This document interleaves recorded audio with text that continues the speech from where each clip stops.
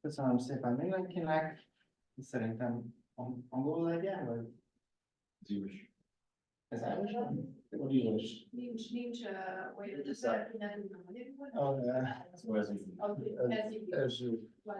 Okay, let's do it in English, sorry. Maybe next year.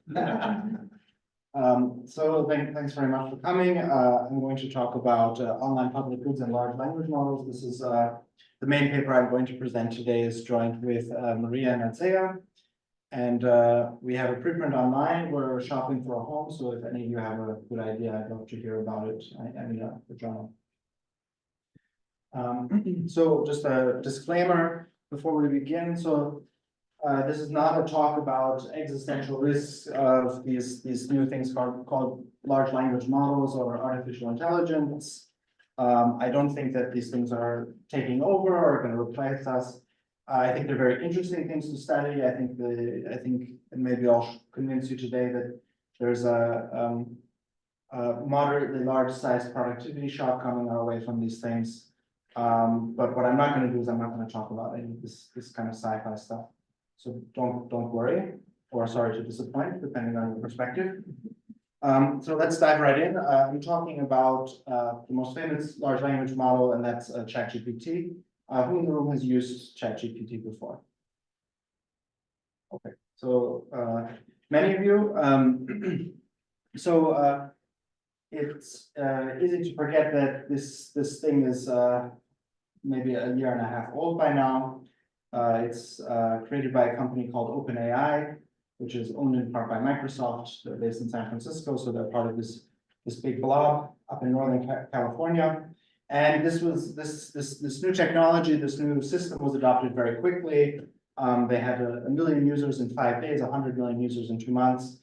And this is not the number of users it has, of course, but the number of how many times monthly is ChatGPT visited. It's kind of reached a saturation point at around 2 billion visits a month by May 2023. And so a lot of people use this stuff, and academics kind of saw an opportunity here and said, okay, does this really help us? Because if you use ChatGPT before, maybe you've noticed that sometimes it gives false or incorrect information. This is called this hallucination property. And so, some people are skeptics and they say, okay, this is just a kind of a clever, stochastic parrot. Some people call it, it's kind of just making up things as it go along. But we've seen, in the last year and a half, a high number of, high quality, and by that I mean randomized controlled trials done by, done very well, done very correctly, and published in good venues. So we have a lot of this high quality evidence that there are productivity boosts if you get to use large language models in your work. And this is anything from, they took a bunch of BCG consultants and they split them into two groups and let one group use GPT, and the other group was somehow discouraged from using GPT. So I think they were maybe even threatened or something. Can read that paper for details, but what they found was that for almost all the tasks that they did, the people worked faster and received higher ratings from their bosses and clients for the work they did. There's also a lot of randomized control trials about programming, which is something that ChatGPT is quite good at. So I mean, software development, writing code. And indeed, we can see this not just in the context of studies, but in on the market. I found this online just a few days ago. Early this year, something like a third of young Americans working use GPT at work. So there's still ways to go with adoption, but I think there's some evidence that I don't think so many people would be using it if it were not helping them be more productive. So altogether, the story I'm trying to tell is that so far at least is that this is an impressive piece of technology. It gives us an impressive boost in our productivity in some specific areas. And it's learned from, this is kind of beneath the hood of these things, it's learned largely from open data. So how did these things learn to help us be productive? What they do is these companies, they consume basically all the open data they can from the web, and they create data themselves. And then they train these machine learning models on this data. And these, what are these data sets? So I'm referring to Wikipedia, Wikidata, Twitter, Reddit. So if you ask GPT, how do I make a paprika szirke? It goes into its memory and it finds the kind of similar Reddit thread where Hungarians are talking about how to make paprika szirke, and it kind of puts together a recipe. It's not exactly how it works, but that's, I think, a useful mental model. And there are two other icons up here, Stack Overflow and GitHub. These are programming-oriented sources of open data. And I argue that these are digital public goods, so they're non-excludable, non-rival. And ChatGPT and other models trained on these things greatly benefit from having access to these data sources. And then here comes the problem, and this is the motivation of this study. And as ChatGPT becomes more effective, we may use and contribute to these resources less. So if I can ask ChatGPT for a good recipe for something for dinner, then I don't need to go to Reddit and ask and interact with people and wait for them to respond. I just trust the algorithm. So then I might visit Reddit less, and then this would lead perhaps to a vicious cycle. Yes. Yeah, can I have a question? Sure. I think digital public goods can be excludable in some ways because you need to have a certain level of education or skill to be able to use it. You need to have it. Absolutely. So they are excludable. Yes. So absolutely right. You also need an internet connection. So this is certainly not a global thing. So I would say for me, it's a public good for those who have access to these things and can wind up on Reddit. And I think you don't need a university diploma to wind up on Reddit. Okay.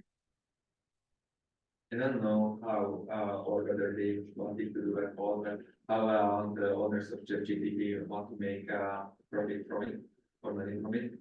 But at some point, they can the Wikipedia and other stuff can change the license and to try to lure out the ChatGPT. And is that an issue, or will be that important?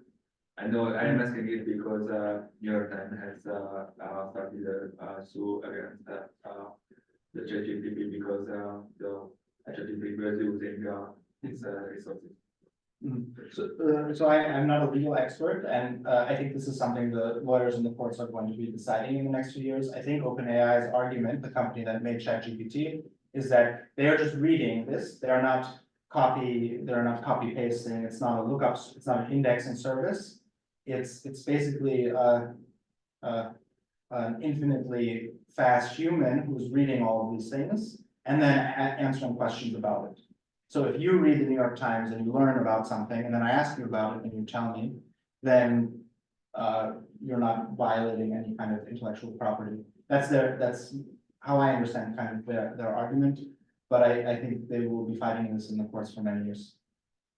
And some of these sites like Stack Overflow have tried to change the licenses to prevent this.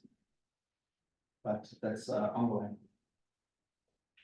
And I understand this vicious circle argument, and I have no idea where your talk is going, but Some regression tables. but so there's one thing that you have mentioned that might be not important for you, but that you know, as ChatGPT is non-human, it wouldn't be able to discriminate from fake information from true information. So hence the output is as good as the source is. Yes. Are you gonna touch upon this, or is just? Indirectly, so that we have some notion of the quality of its influence on quality is coming later in the talk. I would say more briefly, more directly to that. I think probably the best users of ChatGPT, the people who get the most productivity out of it, are careful with what they take from it. It's not something where you say, oh, I need to write my master's thesis and it's on labor economics and it comes out and I just hand it in and I pass. I mean, it's kind of unique that it could create such a thing for you, but it probably wouldn't be a very good thesis. And I think the users who are realizing real productivity gains are doing more than just taking it at face value. Okay. So this raises the question, is this model sustainable of these large AI systems consuming a lot of open data that we create from our trace activities online? Maybe one more example I would mention for the economists in the room, so I'll tell you, is the Stata mailing list. So that's also certainly consumed by ChatGPT, and if you have questions about Stata, you can ask it, and it's probably pretty good in part because of all that data that maybe some of you contributed to. But then is that model sustainable? So if you, instead of asking the Stata mailing list or these forums, questions about, oh, how do I add these fixed effects? How do I cluster on this level? My standard errors, you ask ChatGPT. Then over time, you're not going to be asking questions in a public forum, and then in 5 years, when there are all these new difference estimators that we have to learn, where is ChatGPT going to learn about them from? And this is the kind of provocative question we're posing. And then let me get to the point. This project, the research questions are: first, is there evidence that large language models displace and discourage generation of human content online? If yes, what kind of content is being displaced? If it's like the easy question, or you forgot the command to cluster standard errors on firms, that's not really an interesting question that you need to ask in the Stata forums. So it's maybe just a convenient thing, or is it also displacing more complex kinds of content? Then what are the implications? Is that a hand or? Yeah. Okay, and the research setting, we're looking at a specific online forum or online what we call a knowledge base, Stack Overflow, around the release of ChatGPT, what happened before and after, and we compare this with what we call comparable platforms. Very quick preview of the results. So is there evidence that large language models are displacing? We see a 16% decrease in posts to Stack Overflow relative to some counterfactual benchmarks. This is a difference in differences specification. And then the second question, if yes, second specific question, if yes, what type of content is being displaced? Well, we find no evidence for a change in content quality or contributor composition. So it's not that, the users of Stack Overflow, which I'll describe in a second, are the ones that are posting simple questions It's not that they're the ones that are being displaced. We see a kind of uniform displacement effect, but we do observe a really significant heterogeneity across programming languages that I'll try to unpack a little bit. So let me begin and talk about our data source and why it's important or interesting. How many of you have visited Stack Overflow before? So a few, so ChatGPT is already more used than Stack Overflow. So Stack Overflow is a very large web forum, basically. It's the largest question and answer platform for software development or computer programming related questions. So if you have a question, how do I sort a list in Python? How do I read a CSV in R? How do I do this in Java? This is a traditional place to go. Launched in 2008, and it has by now a database of 60 million questions and answers. These are quite thoroughly moderated, both by bots and team of humans. So you can, if you ask the question now, how do I sort a list in Python, which was surely asked a long time ago, it gets deleted very quickly. So this is 60 million questions and answers, and not too much junk and repeated content. Even now, there's something like 100 million monthly visitors, and this is a population of people who are not just asking questions or answering questions, but looking at the questions that came before as they are learning programming or solving their programming problems. At its peak, so it's declined a bit since 2015, and we'll see empirics on that shortly. It was among the top 50 most visited websites in the world. So this is not some obscure corner of the internet for people in hooded sweatshirts to talk to each other and argue about which language is better, but it's really an important hub on the web. And here again, let me emphasize that most of the users of Stack Overflow are passive in the sense that they read the site rather than post or create content. There's interesting aspects of the site. So this is one of these web platforms where you have crowdsourced measures of quality like votes. So if I post a question and people like it, they will start upvoting it. Or if they don't like it, they can downvote it.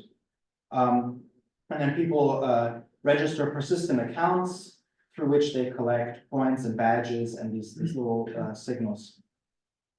For those of you who haven't been on Stack Overflow before, here's an example of a post. This is something I asked about 8 years ago. That's me, that's the user, that's why I can show it. This is my intellectual property. We have the question. I was doing something in Python. I couldn't figure out how to do it. And that's the question up there. And here's the head of the answer section. Here's the first answer. We see a few things here I just want to emphasize. So this is the question. Again, there's me, there's the points I've collected. The one means I've gotten one upvote or net one upvote. And it's a mix of code. There are these helpful curated tags that say what programming language, what are the concepts. And we have very precise time data. And then here's a zoomed in on the answer. And again, you see, here's the start of some example code. There's a user down here. I didn't want to share his name. And then the answer similarly gets this social feedback. So that's what Stack Overflow looks like. Let me try to convince you a little bit why it matters. So it's really a massive source of open data in a way that makes it similar to Wikipedia or OpenStreetMap. It provides useful information. So if you're learning how to code, it's a very useful resource. It's I think by its nature quite different from a textbook. So it's one thing to learn from a textbook, but it's another thing to learn from the questions and answers and interactions of other people that are struggling through very specific things that might more closely mirror what the problems you're facing. There's some simple evidence from the Stack Overflow developer survey, which I'll talk a little bit more about later, that Stack Overflow saves software developers 30 to 90 minutes per week. So rather than how do I sort a list in Python, I go to the documentation and I look it up. I could maybe find the question and answer much quicker on Stack Overflow. So there's a kind of symbiosis between Stack Overflow and search engines like Google. Often if you ask in Google a question about how do I do this in Python, how do I do this how do I solve this programming problem, Stack Overflow will be among the first results. But it's more than this. I think it's useful to think about it in a more broad terms. There are other ways in which it's very valuable to lots of different people. as an online community or meeting place. So as I mentioned, posters have these persistent accounts where they put very often their real names, their pictures, their websites, their LinkedIn's. And this is a platform where you can signal skills. So all kinds of motivations to answer questions on this platform. One of them is to signal what you can do. And there's some convincing evidence that this matters on the labor market. This is the Zhu et al. Paper in Management Science from a few years ago. It's also a forum for developers to interact with and learn from their users. So if you like the Von Hoppel kind of user-driven innovation story, Stack Overflow fits nicely into that. So if I release a software and I see that people are using it and they have the same questions, then that helps me improve my software in later versions. Finally, there's a kind of community curation of information going on here through this voting system, through editing system, through updates. So very often there are questions, how do I sort a list in Python in 2012? In 2020, there's a different command to sort a list in Python, and that can be updated with a new answer, or the old answer can be edited. So this is a living, breathing knowledge database. Okay, but here comes GPT. So I asked the same question. It provides a perfectly good answer. So I could have saved myself the stress of caring about my grammar and writing it out neatly. GPT doesn't care about these things. I don't have to wait, I don't know, 12 hours for an answer. I get it right away. And it, at least in this one cherry-picked personal example, it worked perfectly well. It gave basically the same solution as the answer I chose 8 years ago. And indeed, I'm not the only one who's tried this. The Stack Overflow Developer Survey, this is a survey they run every year. It's not a representative survey. It's a thing that they put a banner on top and say, please fill out our survey. They got something like 90,000 responses in 2023.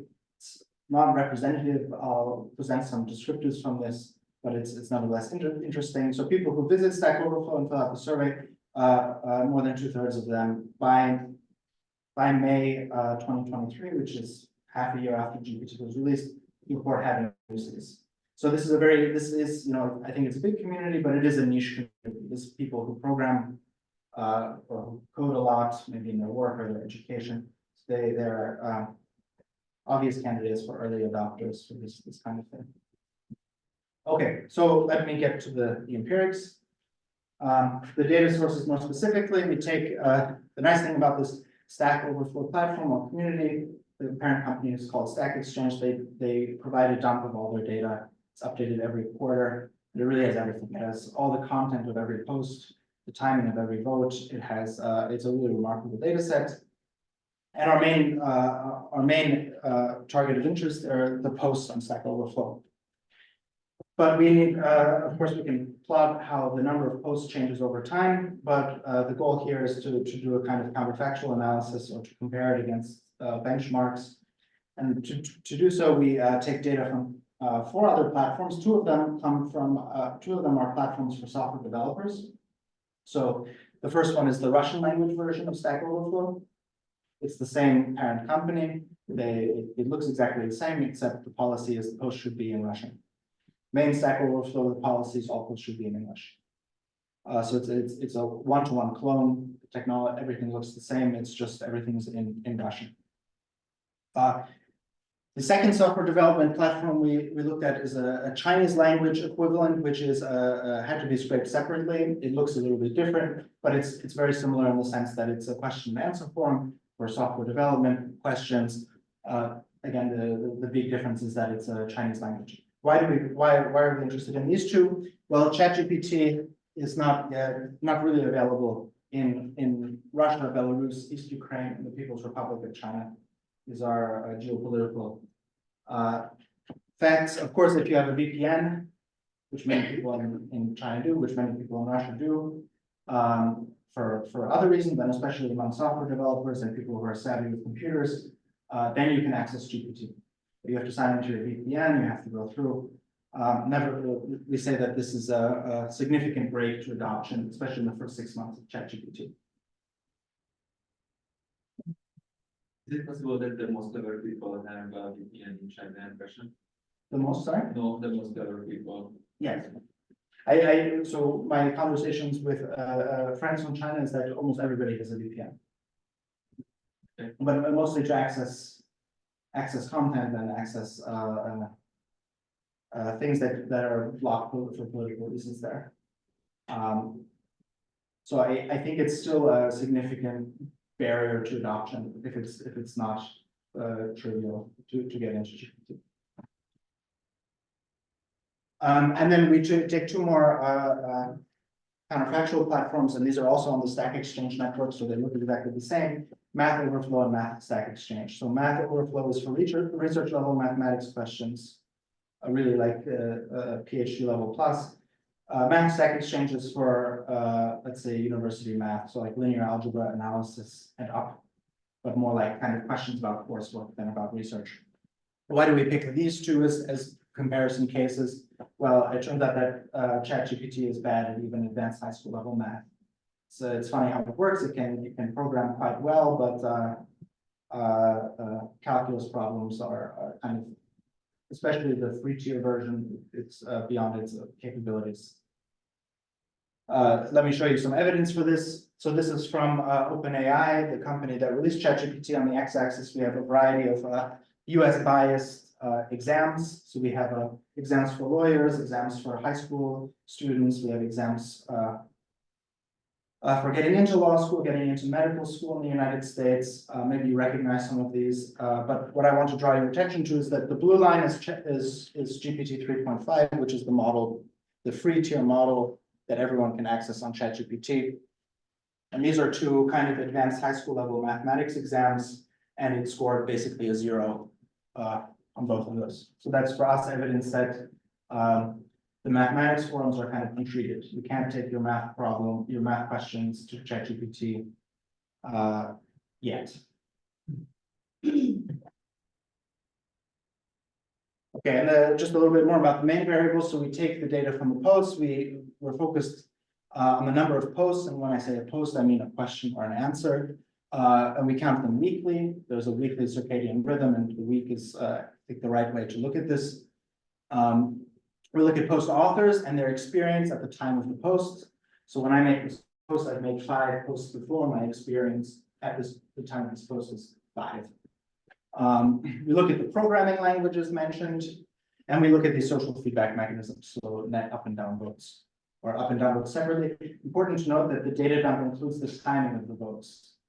So I don't have to do anything with waiting, like later posts have less time to collect votes. I can do something like, how many votes does a post get within 5 weeks of being posted?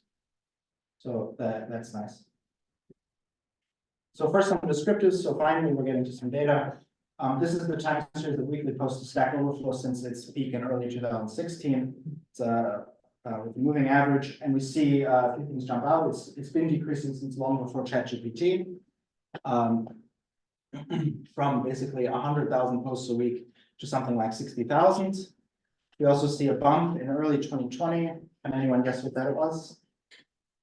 March 2020, April 2020. Yeah, lockdown. So you're locked up, and finally you have the time to learn how to code and get one of those nice remote jobs. That's a temporary blip up in an otherwise rather constant downward trend. The rate at which it decreases, of course, is different before and after GPT. That's the kind of the point of our empirics. So from 2016 to 2020, roughly speaking, it's about 7,000 posts a week less each year. And then after the release of ChatGPT here in 2023, within half a year, the number of weekly posts decreases by about 20,000. Do you know why the decrease? I think many reasons. I think that they're quite strict about having to ask new things. So if there's a question already asked that answers your question, it's locked pretty quickly and removed from the data set. And so it could be an accumulation of knowledge that is just saturated to some extent. And I guess an interesting question would be, is this the counterfactual steady state of the growth of possible knowledge in software? I don't really have a better answer than that. You see the same for the Russian? Not exactly the same. We don't see the same. It's, so this is zoomed in already, but if I could show you the longer one, I don't have it with me for the counterfactual platforms, we don't see such a big crash. Is it because of what Balázs was asking and your answer that, you know, in the Russian platform, I'm guessing that's much smaller, right? So there are much fewer users. So the place for new questions is much larger, right? So, I mean, there, in the English version of this, the Stack Overflow, every question has been asked, you know, right? While in the Russian version, there's many questions which haven't been asked yet. Yes, true and fair. I wish I had that plot for you. From what I remember, it was roughly flat in the Russian case.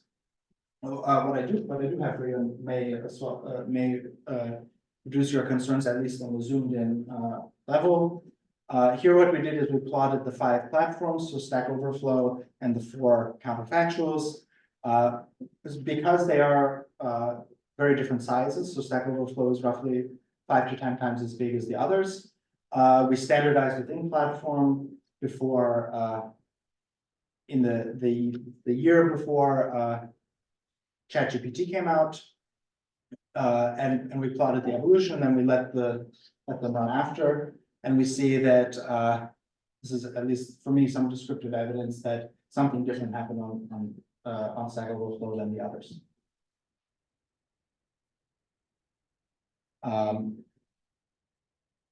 So I can dig up that plot for you after the talk. Okay, and then we want to study this. We do this with a different diff. We have the log transform number of posts on the left-hand side, posts per week on platform P, running across the 5 platforms. Treat is 1 if you're Stack Overflow and you're in the weeks after ChatGPT has been released, and our time series is from January 2019 to May 2023. The results are pretty robust to having a variety of time windows. We have platform fixed effects, we have week fixed effects, we have platform-specific linear time trends, and we cluster our standard errors on month. Let me show, of course, we have the standard version and the dynamic version of the diff and diff. And here's just the headline result. This is the 16% relative the impact, the estimated impact of ChatGPT on Stack Overflow relative to the counterfactual platforms. We do this in the first column for the number of posts in total, the second column just focusing on questions, and then the third column focusing on posts made during the weekday. Weekday defined by at Greenwich Mean Time, and we estimate roughly a 16% decrease relative to the other platforms. And then here's the dynamic diff and diff, and we see there's some time before we see no difference.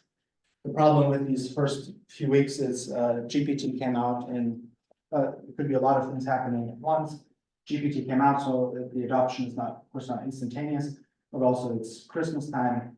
Then Orthodox Christmas for Russian speakers is staggered by 1 or 2 weeks. Chinese New Year is staggered by about a month. So there's a lot of things happening in those first 8 to 10 weeks that would make this a bit noisy. But we see over time a kind of increase in effect. And by the time we get to May 2023, we get something like a 25% relative decrease post on Stack Overflow relative to the counterfactual platforms. And this coincides actually nicely with, this is not anything analytic or empirical at all, but it's a nice observation that this coincides with the saturation of traffic to ChatGPT. This kind of decrease and then smoothing out and then flatlining at the end. Yes. Does ChatGPT makes public any kind of more disaggregated data on the users? For example, do you know how much questions are algebra programming? They don't share anything. Unfortunately. Did you try to ask ChatGPT? No, I haven't, maybe I should, maybe I should. So you don't even have it broken down for, let's say, countries or something like that? No, unfortunately, no. I'm sure they do, but they don't want to try that. And it would be very interesting to see, which of course, but in the context of our study, I mean, I guess Russia and China would be zeros. Because people there accessing it would appear as accessing from someone else. On the 8 week can be. The 8 weeks, right. Yeah, unfortunately, no. So we have additional evidence that Stack Overflow posters are using ChatGPT from the survey. And here we ran just a simple regression analysis where what are the individual survey respondent characteristics that predict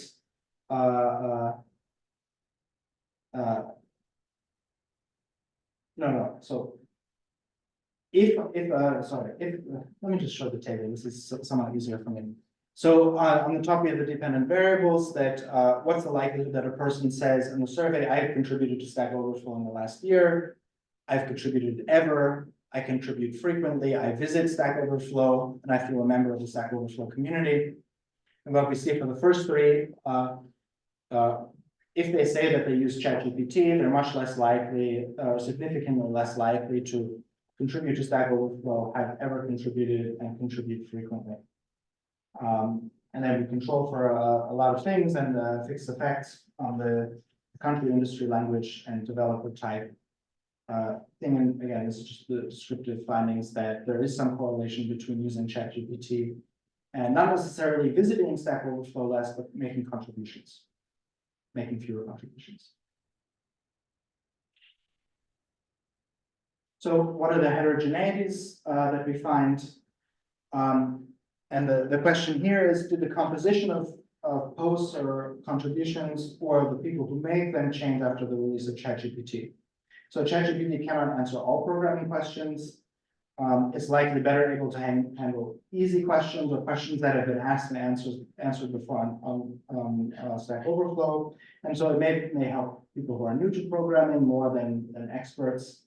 And this could point to a potential silver lining, right? So if all of the content creation that's displaced is on the easy end or very simple end or duplicate end, then then there's a kind of distribution of the work here. ChatGPT handles the questions from the learners, and Stack Overflow continues to thrive as a kind of expert community where you can learn a lot and keep on posting.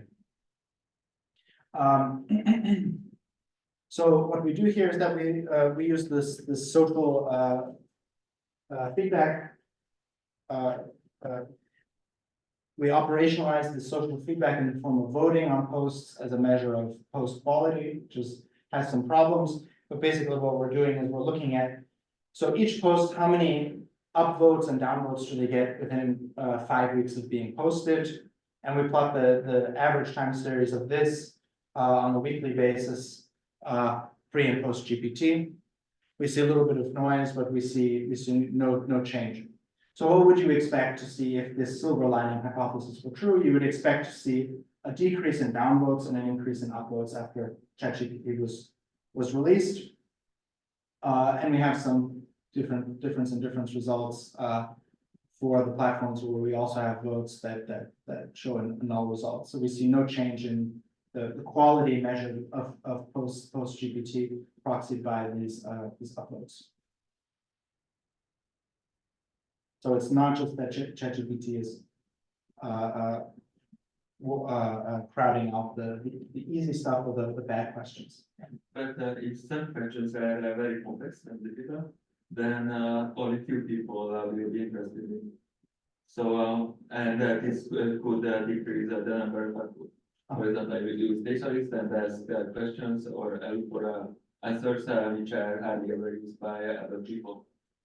Fair enough, but we also find no change in the number of characters per post and the number of code snippets per post, which are admittedly very simple proxies for post complexity.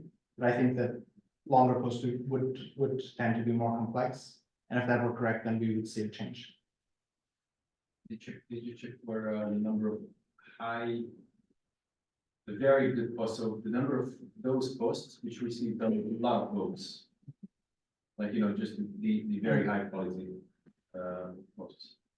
No, we didn't do any kind of binning of super posts or. Yeah, because my guess would be that, the number, if the silver lining were very important, if this is true, then the relative number of these should be higher. Yeah, it's a great idea. I can look into that. Okay, and then we also did the same diff and diff kind of analysis, where we counted posts only by first-time posters, by posters who had made 1 to 10 posts previously, 11 to 100 or greater than 100. So we have these names. You can disagree with them if you like. These are just bins of posts made by these kinds of users. And what we see is that it's actually the kind of the middle of the distribution that's decreased its posting activity again. So again, if you believe the silver lining hypothesis that newbies just go to ChatGPT for their easy questions, then this is evidence against that. So yeah. Okay. So one place where we do find very interesting heterogeneities within Stack Overflow before and after GPT is in the posting behavior within specific programming languages.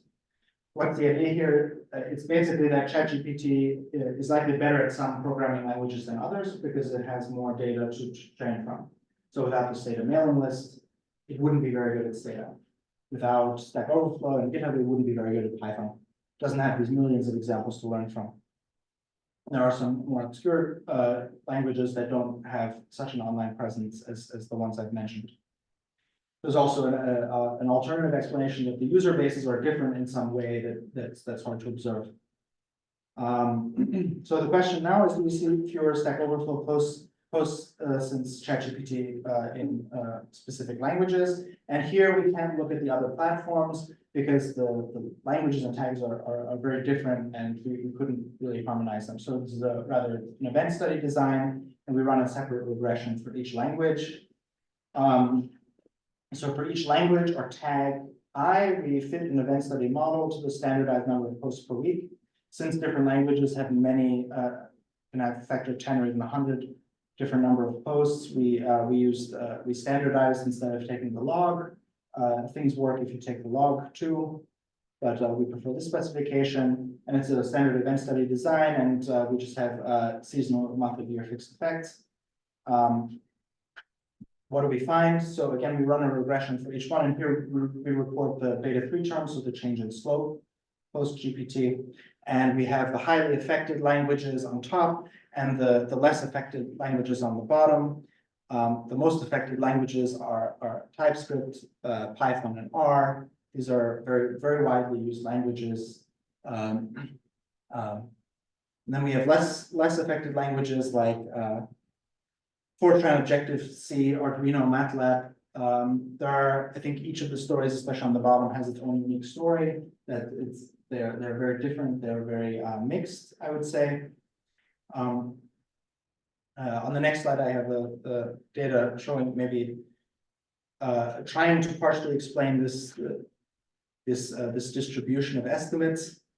The one thing I want to note before I go further is that we estimate a non-significant but increased number of posts in the language called CUDA. And this is interesting because CUDA is a language especially for artificial intelligence, and it's directly used in the training of these large language models like GPT. So it's kind of like the example that goes against one example that goes against the trend and kind of makes sense. So there's probably a lot, since ChatGPT came out, there's probably a lot more interest in this previously in each language. So we're not seeing a decrease there. Okay, and what we do to kind of test this hypothesis, we don't have a great identification or anything, but we do have this interesting correlation. On the x-axis, we take each language, how many GitHub repos or GitHub projects were written in that language up to June 2021. So GitHub is the largest online platform for hosting code. So if you have an open source project, I think GitHub has a market share of about 85% by now.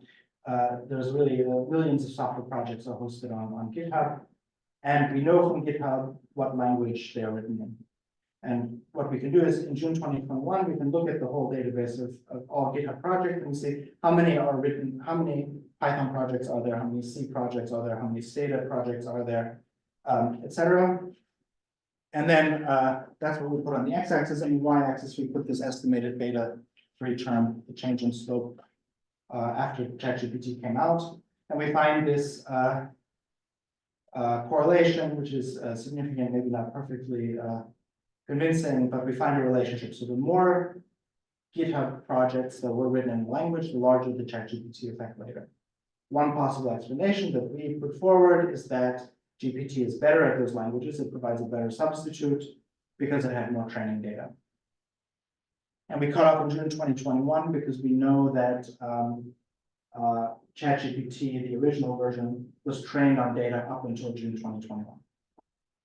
So if something happened in June 2022, it's for a long time, ChatGPT, certainly for the data that we're looking at, ChatGPT didn't know about it. Any questions about this one? And then again, we dip back into this non-representative survey for some additional results in this direction. So we regressed our estimated ChatGPT effect beta 3 for each language on average characteristics of survey respondents who say they code in that language. And we put this in a horse race regression design, and we included the following terms. The two interesting ones, or the ones that turn out to be interesting, is what share of respondents who code, let's say in Python, report using ChatGPT, and what share of respondents say that they're older than 35, and we have a bunch of controls. What we find is that at p less than 0.1, the only two terms that are significant are in predicting the language, the effect of GPT on that language is the share of its users, the share of the language users who report using ChatGPT. So the more people who use ChatGPT, who report using ChatGPT in your language, the larger the post-ChatGPT effect will be. And if you're the people who use your language tend to be older, there's going to be less of a GPT effect. And roughly speaking, a share of GPT users increases by 10 percentage points within a language. That's about a standard deviation. The net effect of GPT on the language increases by negative 0.06, which is relatively large if you look at the effect sizes. So sorry, it's a bit small. Here's 0.05, so it's about this much, which is roughly the full error bar on many of these languages. Or full 95% confidence interval. Okay, and this is the finding on age is also interesting because this again there are many possible explanations. One of them is that younger people are earlier adopters. This is repeating from an earlier slide. The key things here. This is percent of people who report using large language models or ChatGPT in particular at work, stratified by age. You see younger people are faster to adopt. And so that's one possible explanation. There are many. Okay, so now shifting a little bit to some implications that I want to talk about. Let me check how I'm on time. So the headline results is that we feel like we've presented reasonable evidence that ChatGPT is displacing posts on Stack Overflow, and not just the simple ones. Specific languages with more training data and greater ChatGPT adoption amongst its users are more effective. That's, I think, a nice heterogeneity we find. And we discuss a few reasons why this is important in the draft paper. I'll just quickly look at two today. First is that large language models are displacing their own future training data. This is the symbol of the self-eating snake. And the second thing is more of a competition policy or industrial organization concern that initial leaders like OpenAI may have compounding advantages in this space. Just like Google won search because everybody started using Google and then Google got better. I would bet that a similar thing is going to happen with these things. Let me tell a short story here. So in a recent New Yorker article, the science fiction writer Ted Chiang described ChatGPT as a blurry JPEG of the web. And he drew an analogy to the compression process that happens when we make a modern photocopy of a document. So basically what he's saying is that OpenAI has made a really large photocopy of the web. And what happens is that necessarily compresses the information. Now, and his idea is basically that over time, as the web will contain less content generated by humans and more content generated by models like ChatGPT from its original photocopy, repeated efforts to train such models would be akin to taking photocopies of photocopies. So it's a fun exercise to try. If you make a photocopy of the same document 10 times, it actually becomes hard to read. So that's the analogy, and of course that sounds like a nice story. It's a nice picture from the New Yorker, but what do the computer scientists say about this? Well, researchers are discovering that large language models can't learn from data that they generate themselves, so they can't get better by creating data and trying to learn from it, which makes sense in this kind of photocopy analogy. And this would imply that human-generated data is becoming more valuable over time. And already before the release of ChatGPT, researchers were asking whether models would run out of training data. So it makes it seem absurd with how much data we generate every day on the web, but actually every year they're waiting for more data to come out to incorporate into these models, because all the low-hanging fruit of data in the past has already been collected and eaten up. So this combined with our results suggests that there's this potential negative feedback loop. And I think a longer term issue is that if we get out of the habit of making public data, for example, by posting on Reddit, posting on the data mailing list, posting on Stack Overflow, how will GPT know how to solve problems in the future? I think that's a problem.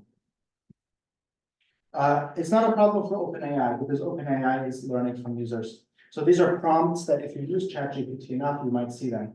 It asks you sometimes, was this response better or worse than the previous one? Because maybe you asked it something and it responded and you didn't like it. Sometimes it offers you two alternatives and you can pick which one you like better. And then for every response, you have the thumbs up or thumbs down that you can click. And so OpenAI is certainly learning, and this is enough internally for them to improve their algorithms. And then this leads to concerns about competition in the AI sector, just like Google 20 years ago. So there's certainly a kind of increasing returns model at play here. ChatGPT is learning from its own user feedback. And at the same time, ChatGPT is kind of decreasing the amount of open data produced, increasing the amount of data that they can get for themselves. These two factors could double up, and then they may just already have won it all, which has all kinds of problems associated with it. And indeed, by August, ChatGPT is completely winning it. So there are lots of new models coming out, but people are using ChatGPT. So I know I'm very close to time, but so what can we do about it? One thing that people seem to like online is positive social feedback. One reason people still post on Stack Overflow is because they like these uploads and kudos. But we don't really have there's not a lot of causal evidence for this kind of, for the effective gamification on, or these social feedback points that you can gather online on human behavior. And so with colleagues, we ran an experiment, and we did this on Stack Overflow actually. For 3 months, every day, we observed a lot of posts and users, and we assigned them into 3 groups: control, treatment, and treatment 2. Control, we do nothing. Observe the user and the question they posted. Treatment, we give that question 1 upvote. Treatment 2, we give that question 2 upvotes. And we do this with bots in an automated way. We wind up with over 22,000 question user pairs across the 3 groups. And we took care to avoid observing the same user more than once in any of these groups. And then all we did is we revisited those users 4 weeks later and we checked, did you create new content? Did you post again? And of course, we ran this pre-GPT and we removed the votes before GPT. The two analyses are not disturbing each other. And what we find is on the left, we have the share of users posting a new question within 4 weeks. And we have this, we have the control group, single treatment, double treatment. And then on the right, we have share of users in each group posting an answer. So the treatment was on question, and we actually see that people are more likely to post another question and another answer in the next 4 weeks. Yes. How valuable is one more upvote? So what is the average vote on that stuff? It's something like one. So it's important. It's yes. Okay. It's very skewed. There are close to thousands, but I think the mean is something. The median is one. And we saw that treatment caused a 7% increase in the likelihood of making a new question and 12% for answers. And actually, we were really surprised about the results for answers because we're treating people or observing people who are posting questions. And if you post a question on Stack Overflow, you're getting something from it. You hope to get an answer. But posting an answer is almost a purely altruistic or maybe a signaling kind of behavior. But just getting 1 or 2 upvotes from a stranger, you don't see who upvotes you. It's just a thing that appears in a little profile, that a little green widget appears that you've just received an upvote, you get 10 points. We also find some interesting heterogeneity. So we find no return to a second upvote. We find no heterogeneity at all between new and repeat users, experienced users. And we also have a decay. So after 12 weeks, the effects disappear and they decrease smoothly over time. So the increase in likelihood of making more posts relative to the baseline. So that's very preliminary work. But we're trying to figure out how to incent or how to increase human generated data on the web too. So let me summarize very quickly. Large language models like ChatGPT are changing the web as we know it. They're wonderful tools, so I use it every day. I'm not trying to say that this is a bad thing or something that needs to be strangled by regulation or anything like that. But there are these second order effects, I think, that are worth thinking about and that pose some challenges for the next 5 years. And our work highlights the specific issue that valuable digital public goods, if you can access them online, may be underproduced. And we hope that this motivates you to think about this question: how can we further incentivize the production of open information online? I think this is an important question that unfortunately I have to leave open. So there's a link to the paper. The experiment paper is still being drafted, but I'm happy to answer any questions. And thanks for coming.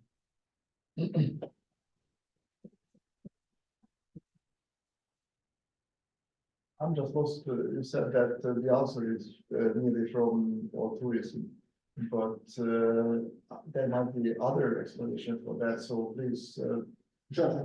perhaps I missed that because you know, answer. I feel myself, so to say, important that perhaps it will be noted and then it might be remunerating in different ways. Yes. So I tried to say there are altruistic elements and signaling elements. That's. Yeah, absolutely. There's this great paper by Zhu et al. In Management Science 3 years ago, where they showed that they linked Stack Overflow profiles to LinkedIn profiles, and they showed that in the months before a job switch, so when you're on the job market, the software developers were significantly increasing their activities on Stack Overflow, and especially the most visible kinds of activities. So there's certainly signaling going on. So then it's more than. Yes. It's I do think there is some altruism. I'm feeling good about explaining things to people, but Some selfish element as well. yes, always.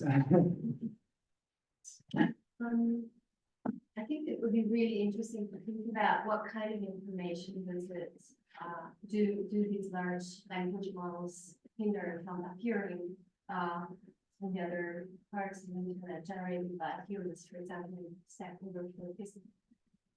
As far as I just try to think about how the information, how the input is generated. It's like, I'm an average user, I have a question, right? I have to decide to, well, either to ask it on Stack Overflow or ChatGPT. I turn to ChatGPT for some reason. And if ChatGPT can answer it, I will have put it on Stack Overflow, right? So this is how my number of questions reduces on Stack Overflow. But why can't ChatGPT answer it? Because it's already somewhere there. So if the information is somewhere already available, then it can answer it for me. If not, it will not be able to answer. So I'm going to post it on Stack Overflow, and truly new information, truly new answers are going to generate. So maybe it's not like that, but to put it very simplistically, it's like ChatGPT might be just very effective in finding already existing information, and the net new information that is generated is not reduced. Yes, that's very fair. I think I give ChatGPT a little bit more credit. So I think it's very good at interpolating. So if a new knowledge is between 2 points in an abstract space of existing knowledge, it can very often, I think, kind of fill that gap itself. But yeah, it's a very interesting question. But so if that's true, then I think the null result on the change in votes and the change in the complexity of posts that we have is even more of a puzzle. Like, so if what remains is new information, then we should be able to measure that somehow. And maybe we just need to work harder and come up with better measures of novelty of posts, maybe go into the text itself, which is available. Yeah, we should do that. Thanks. I know you wrong, but isn't so if what Aggie's saying is true, then aren't you supposed to see a drop in the number of votes, saying that, you know, there are these people who find answers on ChatGPT and so don't go to Stack Overflow. Yeah. They're not going to vote because they're not visiting Stack Overflow. Right? Yeah. So hence, actually what we find is a relative increase of the votes. Yes, but then we would also expect that to that change over time as the adoption increases. So if you buy my hypothesis that the first 8 weeks people hadn't yet adopted, hadn't switched to ChatGPT yet, you would see kind of a delayed change. The other thing I would say, and this rests on the survey, which is maybe, you know, go to Stack Overflow, but people who report using ChatGPT are less likely to contribute, but not less likely to visit Stack Overflow. Self-declared, and they're already selecting to the survey, so it's not the cleanest evidence for that, but. Do you actually see the same trends in Google searches? So are people visiting? So are people going from, let's say, Google to ChatGPT for the same goal? I haven't looked into that. The only other what we did look at briefly was we looked at visits to Reddit and Wikipedia as well, and those are unchanged. Those are still flat. But we haven't gone into the Google search, which could actually be a nice way to introduce the geography, because if you're in Russia, you can still Google ChatGPT. Oh, yeah. Maybe a good outcome variable would be, if you haven't looked at this yet, is the number of questions that remain unanswered on Stack Overflow, because as you know, as long as if I post a question, I get an answer, it's fine, because then later on ChatGPT can answer. But I think the problem is if I ask a question, but no answer is coming, neither from ChatGPT or Stack Overflow. That's easy to check. Yes, that would be easy to check. Thanks, that's a good idea. Thank you very much. The time is up. So if you have any further questions, then you can ask that.